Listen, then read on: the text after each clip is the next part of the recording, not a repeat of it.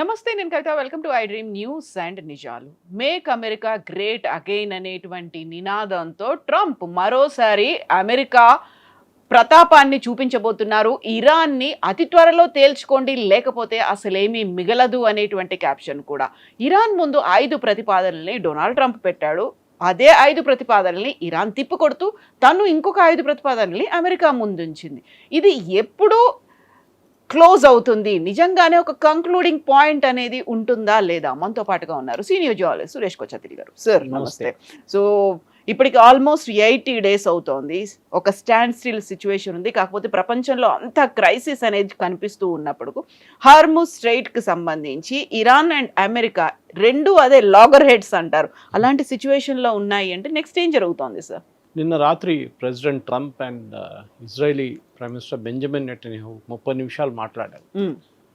బహుశా ఒక plan discuss చేశారు.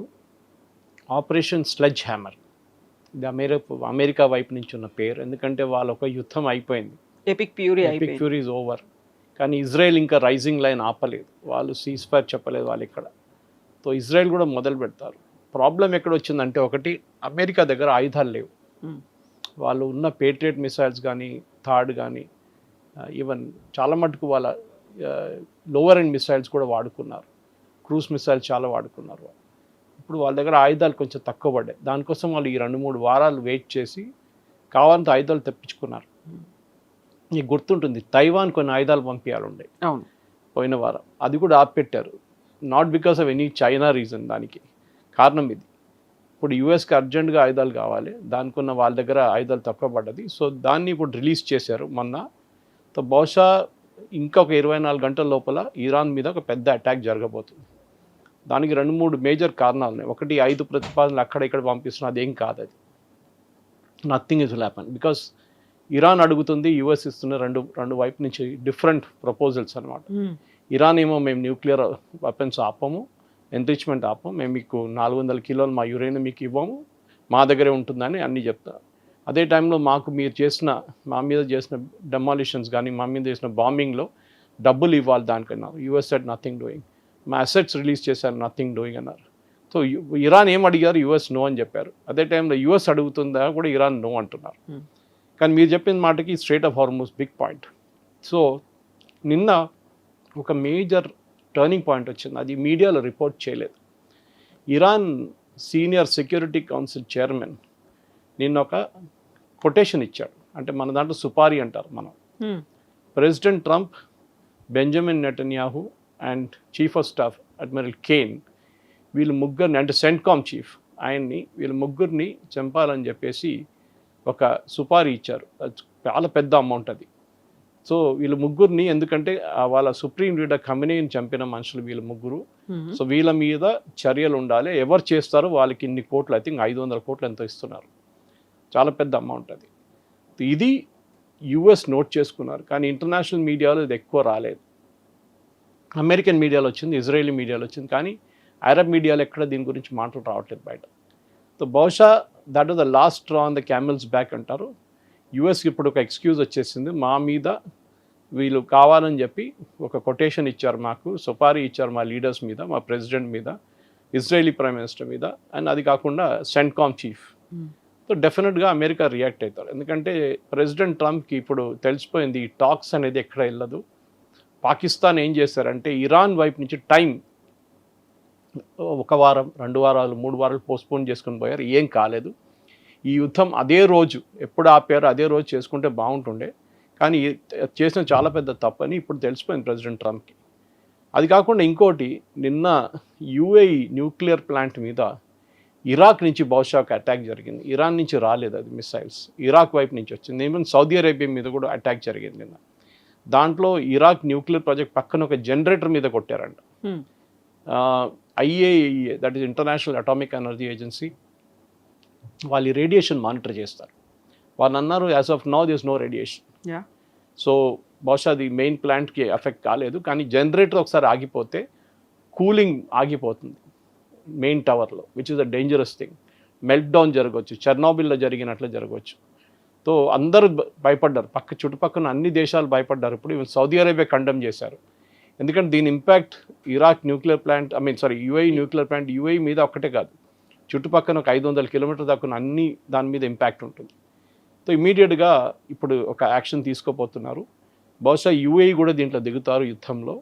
సౌదీ అరేబియా కూడా చేయొచ్చు, ఎందుకంటే వాళ్ళ మీద immediate as soon as US bombing మొదలు పెడతారో ఇమీడియట్గా ఇరాన్ అండ్ ఇరాక్, ఇప్పుడు ఇరాన్ కన్నా ఎక్కువ ఇరాక్ నుంచి మిసైల్స్ వస్తున్నాయి. ఇరాక్లో ఉన్న షియా గ్రూప్స్ ఉన్నాయి, వాళ్ళు ఫైర్ చేస్తున్నారు ఇప్పుడు.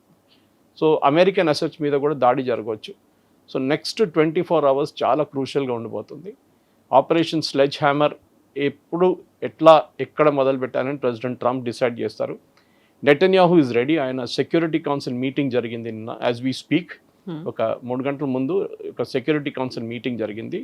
వాళ్ళ defence minister, chief of staff వీళ్ళందరూ ఉన్నారు. సో బహుశా it is not an entire cabinet, it is only security council. So దాంట్లో చాలా క్లియర్. సో బహుశా as we speak Indian time ఒక ట్యూస్డే మార్నింగ్ కల్లా ఏదో ఒకటి పెద్ద అటాక్ జరగవచ్చు.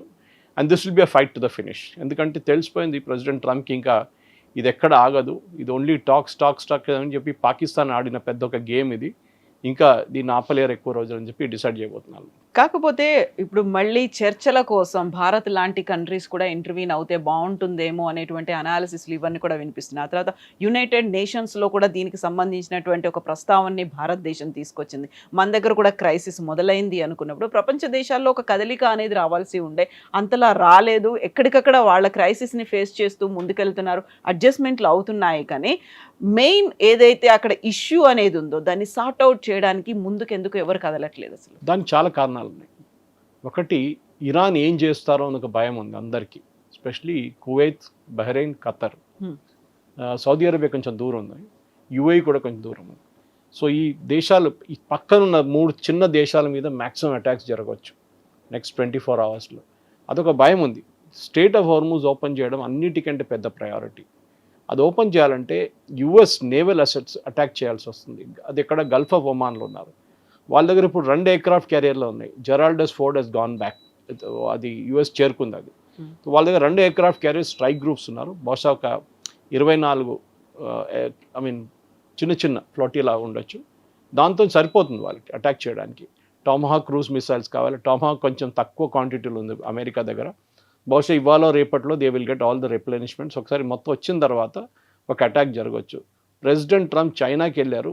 ఆ చైనా విజిట్ టైంలో ఇంకొక అటెంప్ట్ చేశారు ఆయన.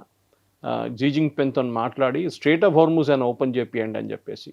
ఎందుకు చైనాకు చాలా మటుకు దానికి కావాల్సిన చైనా ఆయిల్ ఆల్మోస్ట్ 20 నుంచి 25% ఇరాన్ నుంచి వస్తుంది అనమాట. అండ్ ఇరాన్ 90% ఆయిల్ చైనా తీసుకుంటున్నారు. సో ఒక కొత్త రైల్ ట్రాక్ కడుతున్నారు China, Iran to directly to China, Turkmenistan అట్లా ఆఫ్ఘనిస్తాన్ వైపు నుంచి డైరెక్ట్లీ గోయింగ్ టు చైనా. కానీ దాంట్లో వాళ్ళకి ఎక్కువ సరిపోదు. ఒక ట్రైన్ తీసుకెళ్తున్న ఫ్యూయల్ తీసుకెళ్తున్నది మీకు ఒక షిప్లో తీసుకెళ్తే కంపేర్ చేస్తే మీకు ఒక 118 ట్రైన్లు కావాల్సి వస్తుంది. That many trains are needed with that many oil wagons, సరిపోదు. సో అది ఒక షార్ట్ టర్మ్ మెజర్ ఉంటుంది. కానీ long term measure China react కాలేదు. మీరు చూసుంటారు, చైనా ఏం చెప్పలేదు, వీల్ ట్రై అవర్ బెస్ట్ అన్నారు. చైనా ఏం చేశారంటే చాలా మటుకు వాళ్ళ కంప్లీట్ ఆయిల్ రిసోర్సెస్ని వాళ్ళు మార్చుకొని రష్యా వైపు నుంచి తెప్పించుకుంటున్నారు. అది కాకుండా వాళ్ళు ఈవెన్ యూఎస్ దగ్గర నుంచి కొనడానికి కూడా రెడీ ఉన్నారు. మన ట్రంప్ వచ్చినప్పుడు చెప్పారు we'll ready to buy from US. కానీ చైనా ఒక సప్లై చైన్ మేనేజ్మెంట్లో చాలా పెద్ద గేమ్ ఆడారు. వాళ్ళ ఆల్మోస్ట్ ఆటోమొబైల్ ఫ్లీట్ వాళ్ళది, అంటే కార్ కానీ బస్సెస్ కానీ మిగతా అన్ని పబ్లిక్ ట్రాన్స్పోర్ట్ 70% దాకా 70 నుంచి 80%గా ఎలక్ట్రిక్గా కన్వర్ట్ చేసుకున్నారు లాస్ట్ 5 సంవత్సరాల్లో. వాళ్ళు బహుశా సిచ్యువేషన్ చూసుకున్నారు, ఇట్లా ఒక సిచ్యువేషన్ జరగవచ్చు అని చెప్పి. మనం చేసిన తప్పది మన వైపు ఇండియాలో, we should also done that. కానీ మన వైపు బస్సెస్ కన్వర్ట్ అవుతున్నాయి, కానీ పర్సనల్ ట్రాన్స్పోర్ట్ ఇప్పుడు కూడా నాట్ ఈవెన్ 5% ఎలక్ట్రిక్ రాలేదు మన వైపు. సో మనం దానికోసం సఫర్ అవుతున్నాం. కానీ మనం చూసాం, మొన్న మోదీ గారు యుఏఈకి వెళ్ళినప్పుడు ఒక ఒప్పందం చేశారు. అది చాలా ఇంపార్టెంట్ ఒప్పందం. అది కూడా అక్కడ కూడా మన మీడియాలో ఎక్కువ రిపోర్ట్ చేయలేదు. ఒరిస్సా వైపు ఒక కొత్త స్ట్రాటజిక్ పెట్రోలియం రిజర్వ్ పెట్టబోతున్నారు. And underground facility, overground facility కూడా ఉండొచ్చు. యుఏఈ ఏం చేస్తారంటే వాళ్ళ వైపు నుంచి వాళ్ళు అక్కడ స్టోర్ చేస్తున్న ఆయిల్ బదులు ఇండియాలో స్టోర్ చేస్తారు. క్రూడ్ ఆయిల్ ఇప్పటి నుంచి వాళ్ళు ఫుజరాలో స్టోర్ చేస్తారు. వాళ్ళు అక్కడి నుంచి టేక్ ఆఫ్ పాయింట్ ఉంటుంది. యుద్ధం ఇవాళ ఆగింది, రేపు మళ్ళీ మొదలు కావచ్చు, మళ్ళీ ఆగుతుంది, మళ్ళీ మొదలు కావచ్చు ఉంటుంది. ఏం చేస్తున్నారు, 30 మిలియన్ బ్యారెల్స్ ఫెసిలిటీని ఒడిశా వైపు ఒక కొత్త ఫెసిలిటీ క్రియేట్ చేస్తున్నారు. తో సౌత్ ఈస్ట్ ఏషియాకి వెళ్ళే షిప్స్ అన్నీ అంటే మలేషియా, సింగపూర్, ఇండోనేషియా, ఫిలిప్పీన్స్ ఈ దేశాలకు వెళ్ళే ఆయిల్ అంతా ఇప్పుడు ఇండియా నుంచి తీసుకెళ్తారు.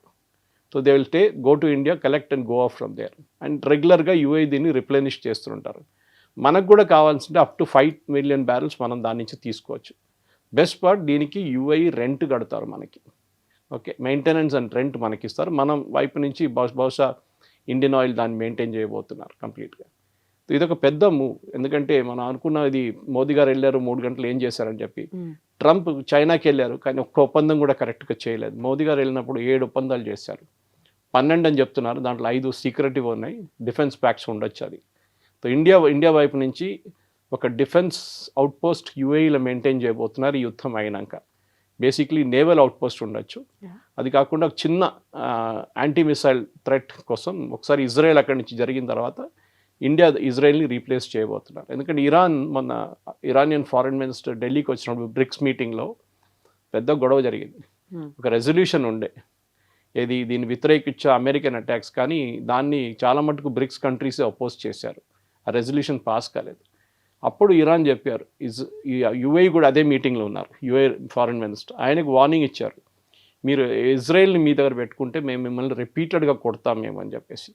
సో దానికోసం నేను చెప్పాను, ఇప్పుడు యూఏఈ కూడా అటాక్ చేయవచ్చు. దీనికన్నా ముందు యూఏ అటాక్ చేశారు. ఓకే, అది మన చాలా రోజుల తర్వాత తెలిసింది, ఆల్మోస్ట్ 22 రోజుల తర్వాతనే దీని ఇన్ఫర్మేషన్ బయటకు వచ్చింది that UAE also attacked Iran అని చెప్పేసి.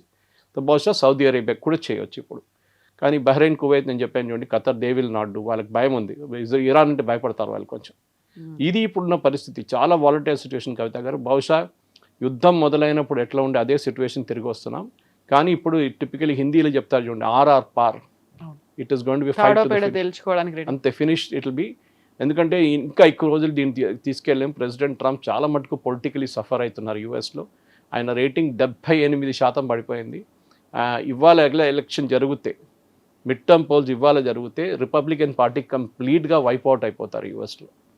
వాళ్ళు 10%-15% కూడా వాళ్ళకి సీట్స్ రావు, అంత దారుణ పరిస్థితిలో ఉన్నారు.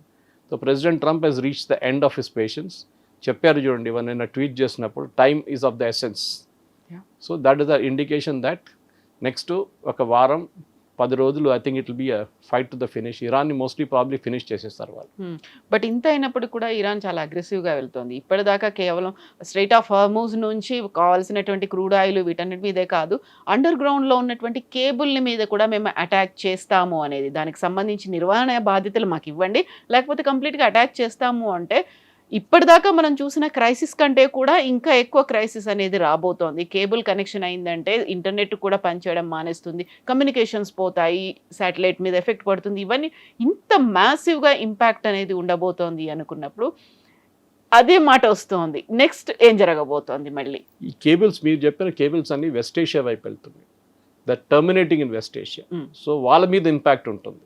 ఇది అన్ని గల్ఫ్ కంట్రీస్ కాకుండా little part of Egypt also. కానీ మేజర్ యూరోపియన్ ట్రాఫిక్ ఈ సైడ్ నుంచి అట్లా వెళ్ళిపోతుంది అనమాట. They don't touch the Gulf Coast. Iran చేయరు, వాళ్ళకి తెలుసు దీని ఇంపాక్ట్ ఎట్లా ఉండబోతుంది. ఎందుకంటే ఇప్పుడు దాకా యూరోప్ దీంట్లో వాళ్ళు కాలు పెట్టలేదు ఇంకా. ఈవెన్ దో ఫ్రెంచ్ ఒక aircraft carrier, General de Gaulle aircraft carrier is there in Middle East, British ship ఒకటి అక్కడ వచ్చింది మొన్న. సో బహుశా ఇప్పుడు వీళ్ళు కేబుల్స్ కటింగ్ అనేది ఇంటర్నేషనల్ లెవెల్లో చేయరు. It is not like blocking straight of Hormuz. ఎందుకు సార్, మీరు కేబుల్ కట్ చేస్తే దాన్ని రిపేర్ చేయడానికి చాలా టైం పడుతుంది. దాని ఇంపాక్ట్ మీరు చెప్పినట్ల నాట్ జస్ట్ టెలిఫోన్స్, శాటిలైట్, మిగతా అన్ని కనెక్టివిటీ పోతుంది కంప్లీట్గా. సో ఇరాన్ చేయరు దాన్ని, that will be considered a war crime. So వాళ్ళ మీద కూడా వాళ్ళకి ఇంపాక్ట్ తెలుసు, దాన్ని చేస్తే దాని ఇంపాక్ట్ ఎట్లా ఉండబోతుందని. కానీ ఇప్పుడు జరగబోయేది మెయిన్లీ ఇరాన్ దగ్గర ఉన్న ఆయుధాలు, వాళ్ళ దగ్గర ఉన్న మిసైల్స్ ఎంత ఉందని ఇప్పుడు యుఎస్ కూడా చాలా క్లారిటీ లేదు యుఎస్కి. కొంతమంది అంటున్నారు వాళ్ళు యుఎస్లో ఇంటెలిజెన్స్ డిపార్ట్మెంట్ వాళ్ళు బహుశా వాళ్ళ దగ్గర 30-40% ఇంకా ఉంది. మనం డిస్ట్రాయ్ చేసిన nuclear facilities, US first time bomb చేశారు లాస్ట్ ఇయర్లో, ఆపరేషన్ మిడ్ నైట్ హ్యామర్. అప్పుడు చేసిన దాంట్లో 60% డిస్ట్రాయ్ అయిందన్నారు, అది కాలేదు 40% అయిందంటున్నారు. అది కూడా అండర్ గ్రౌండ్లో ఉందంటున్నారు. సో ఇప్పుడు ఒక కాంక్రీట్ యాక్షన్గా ఫస్ట్ బహుశా ఏం చేయబోతున్నారంటే ఇరానియన్ లీడర్షిప్ని తీసేస్తారు. వాళ్ళ ఫారెన్ మినిస్టర్ కానీ, వాళ్ళ స్పీకర్ ఆఫ్ ద హౌస్ కానీ, వాళ్ళ president and security council members, వీళ్ళని ఇజ్రాయెల్ ప్లాన్ చేస్తున్నారు that they will eliminate them completely.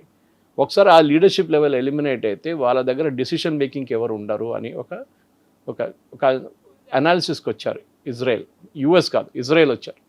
US ఇప్పుడు ఏం చేయబోతున్నారంటే వాళ్ళు చెప్పినట్లనే స్ట్రెయిట్ ఆఫ్ హార్మోస్ నుంచి షిప్ని బయటకు తీయడానికి ట్రై చేస్తారు. కాకుంటే ఇరాన్ దాన్ని అడ్డుకుంటే దాని మీద కూడా అటాక్ ఉండొచ్చు. సో రెండు వైపుల నుంచి అటాక్ ఉంటుంది. ఒకటి city based attack will be done by Israel అంటున్నారు. అది నిన్న రాత్రి డిస్కస్ చేశారు. అండ్ ప్రెసిడెంట్ ట్రంప్ చాలా క్లియర్గా క్లారిటీ ఇచ్చారు దీనికి ఈసారి. బహుశా ఆయన యుద్ధం స్టార్టింగ్లో కూడా ఎంత క్లియర్గా క్లారిటీ లేదు. ఎందుకంటే ఆయన చెప్పాను చూడండి, డెస్పరేట్ అయిపోయారు. ఎట్లయినా దీని నుంచి బయటపడాలి. చాలా మటుకు పాకిస్తాన్ని నమ్మాం. Pakistan made fool out of US. Almost మనం 6 నుంచి 7 వారాలు దాంట్లో కోల్పోయాం. ఈ పీస్ టాక్స్ ఏం there'll be no peace talks. ఎందుకంటే crucial issue Kavitha garu. One is uranium Iran ఎవ్వరికి అప్పగించారు. చాలా క్లియర్ వాళ్ళు. మాకు ఒక సావరెన్ రైట్ ఉంది, మేము ఉంచుకుంటాం. కావాలంటే దాని ప్యూరిఫికేషన్ ప్రాసెస్లో తగ్గిస్తాం. ఎన్ని సెంట్రిఫ్యూజెస్ మేము మెయింటైన్ చేస్తామో, ఎన్ని అవుట్ ఆఫ్ కమిషన్ చేసేస్తామో దాని గురించి డిస్కస్ చేయొచ్చు. కానీ అది చాలా టెక్నికల్ సబ్జెక్ట్. మన అందరు గుర్తుంది జేసీపీ అగ్రిమెంట్ ప్రెసిడెంట్ ఒబామా టైంలో అగ్రీ చేసింది. 21 నెలలు తీసుకున్నారు అగ్రిమెంట్ని అనలైజ్ చేసి డిస్కస్ చేసి ఫైనలీ ఒప్పందం పెట్టడానికి. ఇది ఇప్పుడు 78 డేస్ 79 డేస్ అయింది.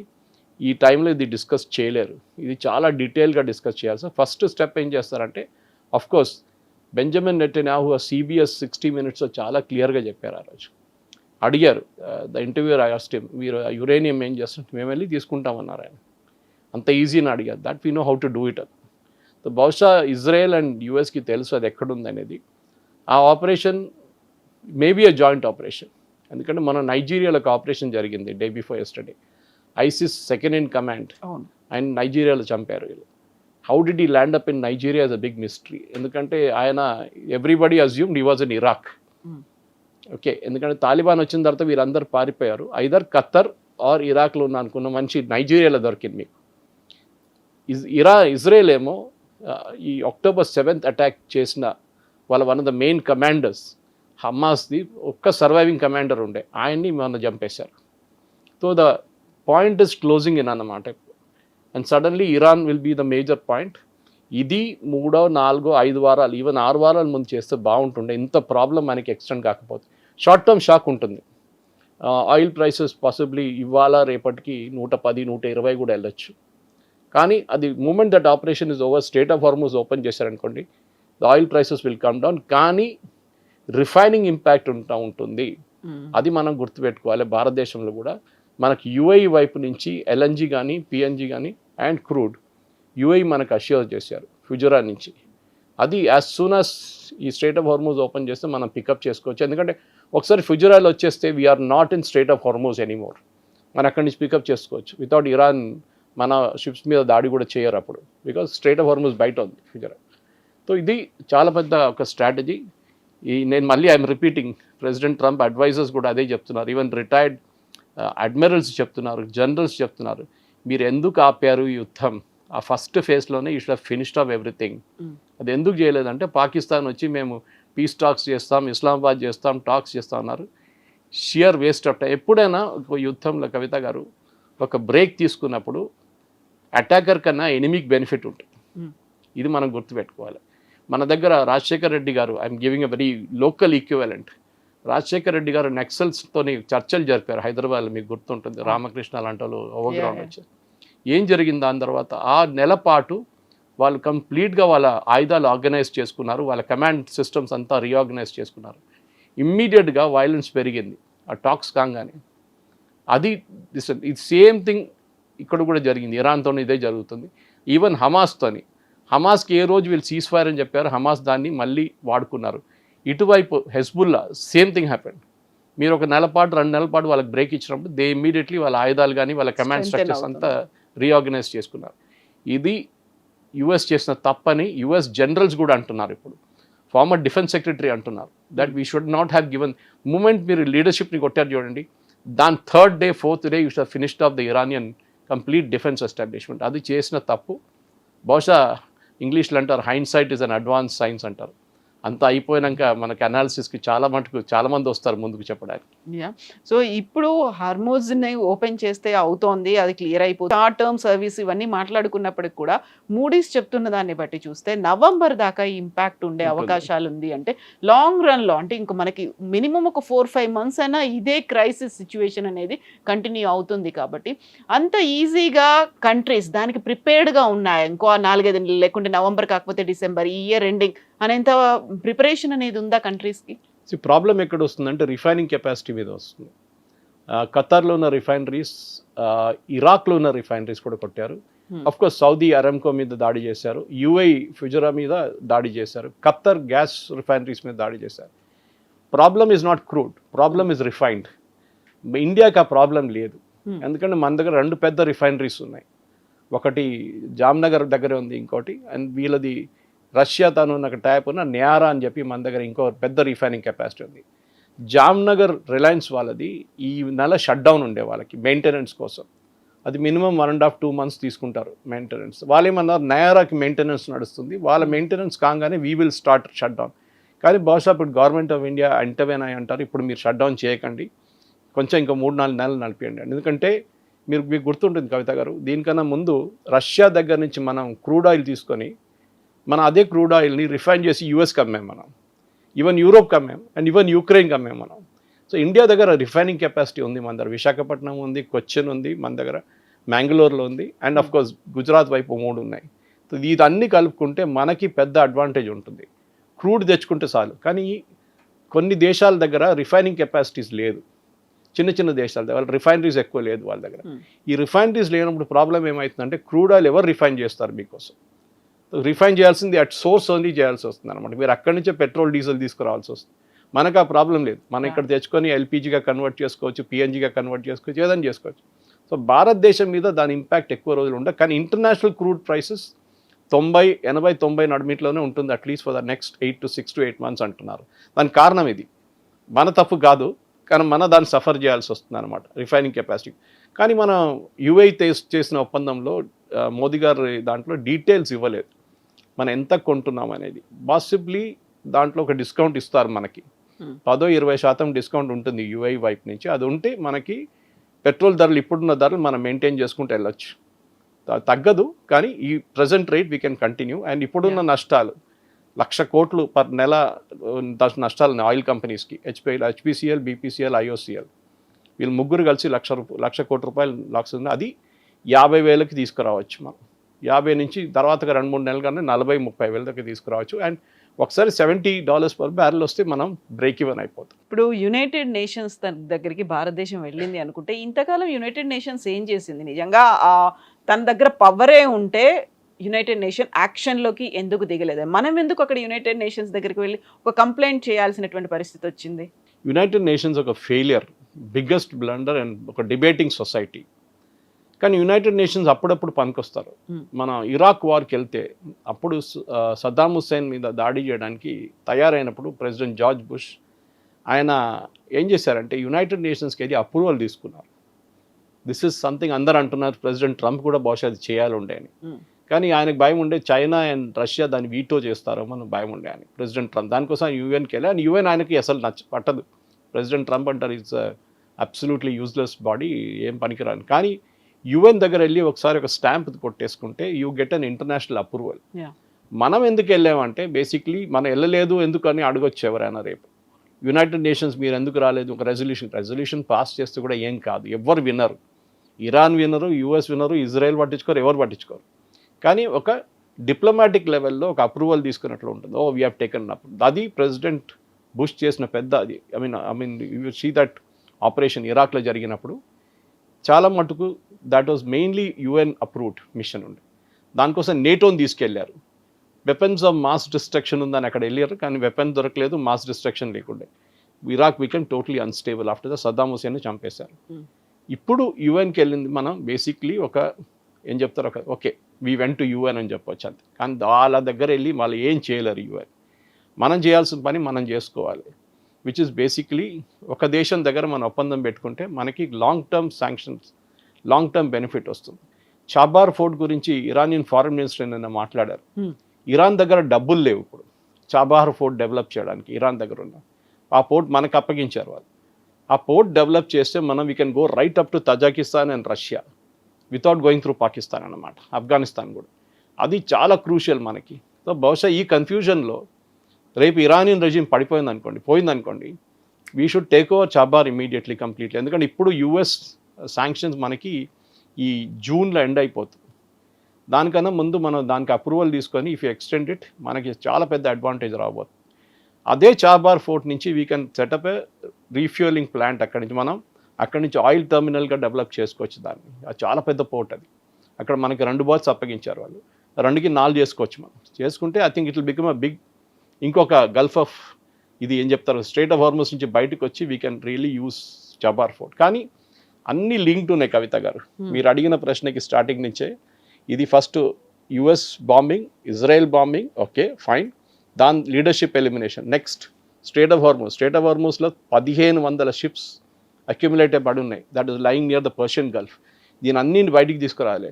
దాంట్లో ఉన్న మెరైనర్స్ కానీ దాంట్లో ఉన్న సీమెన్ కానీ వాళ్ళకి ఫుడ్ లేదు, నీళ్ళు లేదు, ఎక్కడ కష్టపడుతున్నారు వాళ్ళు. They have to be brought out first. వాళ్ళు 1500 షిప్స్ని బయటికి తీసుకురావాలంటే మీకు మినిమం 20 రోజులు పడుతుంది మీకు అండర్ ద ప్రెజెంట్ సర్కమ్స్టాన్స్. ఎంత స్పీడప్ చేసినా కానీ 20 రోజుల తర్వాతే ఫ్రెష్ సెట్ ఆఫ్ షిప్స్ వెళ్ళొచ్చు లోపలికి, మళ్ళీ అది ఆయిల్ తీసుకురావాల్సి. సో బహుశా ఏం జరగబోతుందంటే US will take over Kharg Island. వాళ్ళ కమాండోస్ని దింపుతారో స్పెషల్ ఫోర్స్ని దింపుతారో. అది చేసిన తర్వాత రీఫ్యూల్ అక్కడి నుంచి ఫ్యూయలింగ్ స్టార్ట్ చేస్తారు ఇరాన్ నుంచి, దట్ ఈస్ కార్గ్ ఐలాండ్ నుంచి. దాంతో ఆయిల్ ప్రెషర్ చాలా మటుకు తగ్గిపోతుంది, ఆయిల్ సప్లై ఇంక్రీజ్ అవుతుంది నెక్స్ట్ ఒక నెల పాటు. ఇదంతా లింక్డ్ ఇస్ ఫస్ట్ బాంబింగ్. ఆ బాంబింగ్ జరిగితే ఆపరేషన్ స్లెడ్జ్ హ్యామర్ స్టార్ట్ అయితేనే మిగతా అన్ని స్టెప్ బై స్టెప్ ఫాలో అవుతుంది అనమాట. ఇప్పుడు బాంబింగ్ అయింది, హర్ముజ్ క్లోజ్ అయిపోయింది, ఎక్కడికక్కడ స్టాండ్ స్టిల్ సిచ్యువేషన్ ఉంది, ఆ తర్వాత ఇంటర్నెట్ కేబుల్స్ మీద ఎఫెక్ట్ పడుతుంది అనుకున్నప్పుడు చుట్టూ ఉన్నటువంటి ఎన్విరాన్మెంట్ మీద కూడా, ఎకలాజికల్ సిస్టమ్ మీద, అక్కడ ఉన్నటువంటి సీ మీద, ఓషన్స్ మీద, వీటన్నిటి మీద ఎఫెక్ట్ పడుతోంది. సో ఏదో ఒక్క రంగానికో ఏదో ఒక సెక్టార్కి మాత్రమే ఈ క్రైసిస్ అనేది పరిమితం కాలేదు, ప్రపంచం అంతా ఎఫెక్ట్ చూపిస్తోంది. అన్ని అంశాల్లో కూడా ఈ ఎఫెక్ట్ అనేది ఉంది. సో ఇరాన్ అసలు యాక్సెప్ట్ చేయలేనటువంటి సిచ్యువేషన్ కదా. కరెక్ట్. ఇరాన్ మనం ఇప్పుడు డిస్కస్ చేసినట్టు ఫస్ట్ ఐ థింక్ 3-4 వారాల తర్వాత మనం చెప్పాం ఒకసారి కార్గ్ ఐలాండ్ ఫుల్ అయితే ద బ్యాక్ ఫ్లో స్టార్ట్ అవుతుందని చెప్పాం. లేకుంటే మన ఓవర్ హెడ్ పైప్ లాగా మన ఇంట్లో ఉన్న ట్యాంక్ లాగా నీళ్ళు బయటకి ఇచ్చేస్తాం. And that is exactly what Iran did. వాళ్ళు ఇప్పుడు ఆయిల్ ఎక్సెస్ ఆయిల్ వాళ్ళ షిప్లో వాళ్ళు సీలో వేడేస్తున్నారు. కానీ వాళ్ళకు కూడా అదే ప్రాబ్లం ఉంది. స్ట్రైట్ ఆఫ్ హార్మజ్ అనే ఆయిల్ పంపించే ఒక రూట్ ఒకటే కాదు, ఇరాన్లో ఉన్న చాలా మట్టుకు ఫిషర్మెన్ వాళ్ళ లైఫ్ దాని మీద డిపెండెంట్ ఉంది. సో మీరు ఒకసారి పొల్యూట్ చేస్తే మీ వైపే ఉన్న ఫిషెస్ కానీ ఎన్వైరన్మెంటల్ డిజాస్టర్ జరగవచ్చు. రేపు మీరు దాన్ని వాడుకోలేరు. నెక్స్ట్ ఒక 10-15 సంవత్సరాల దాకా till the cleanup is done మీరు వాడుకోలేరు స్ట్రైట్ ఆఫ్ హార్మజ్. షిప్స్ వెళ్ళొచ్చు కానీ ఫిషింగ్ యాక్టివిటీ ఉండదు మీ దగ్గర, దోస్ తిరగలేరు అక్కడ. ఇది ఇరాన్ తెలుసు ఇది. So they are like an suicide mission. మేము పోతాం, మేము మిమ్మల్ని కూడా తోడు తీసుకెళ్తామనే ఒక యాటిట్యూడ్ ఉంది. కానీ మీరు చెప్పిన దాని ప్రకారం ఎస్, ఇది ఎప్పుడో ఒక కోర్స్ ఆఫ్ కరెక్షన్ రావాలంటే జరగలేదు. ఇరాన్ థ్రెటన్ చేస్తున్నారు. థ్రెటన్ చేసే కెపాసిటీ వాళ్ళకి లేదు. ఇది మనం గుర్తుపెట్టుకోవాలి. ఇరాన్ దగ్గర అంత కెపాసిటీ లేదు. ఇది ఇంగ్లీష్లో గేమ్ ఆఫ్ బ్లఫ్ అంటారు. మనం రమ్మీ ఆడుతున్నప్పుడు మన దగ్గర ట్రంప్ కార్డ్ ఉండదు, కానీ మనం ఎట్లా చూపిస్తాం అంటే మన దగ్గర అన్ని ట్రంప్ కార్డ్ ఉంది చూపించి ఆడుకుంటాం, అంత కాన్ఫిడెన్స్తో ఆడతాం. ఇరాన్ అదే గేమ్ ఆడుతున్నారు. All it takes is precise bombing. అది బెంజమిన్ నెటన్యాహు అదే రోజు చెప్పారు. ఏ రోజు సీజ్ ఫైర్ తీసుకొచ్చారో ఆ రోజు చెప్పారు, you are making a mistake, మీరు ఇరాన్కి బ్రీతింగ్ స్పేస్ ఇస్తున్నారు, పాకిస్తాన్ని నమ్మకూడదు అని ఇరాన్ వ్యతిరేకంగా అండ్ పాకిస్తాన్ వ్యతిరేకంగా బెంజమిన్ నెటన్యాహు డిఫెన్స్ మినిస్టర్ ఒక స్టేట్మెంట్ ఇచ్చారు. కానీ యూఎస్ పట్టించుకోలేదు. ప్రెసిడెంట్ ట్రంప్కి ఏమో చాలా బతుకు ప్రెషర్ ఉంది ఆయన మీద, పొలిటికల్ ప్రెషర్. ఒక వైపు నుంచి ఎట్లయినా ఇరాన్ ఒప్పందం చేయరు. Let us be very very clear about it. ఏ అగ్రిమెంట్ తీసుకొచ్చినా కూడా ఇరాన్ అగ్రీ చేయరు.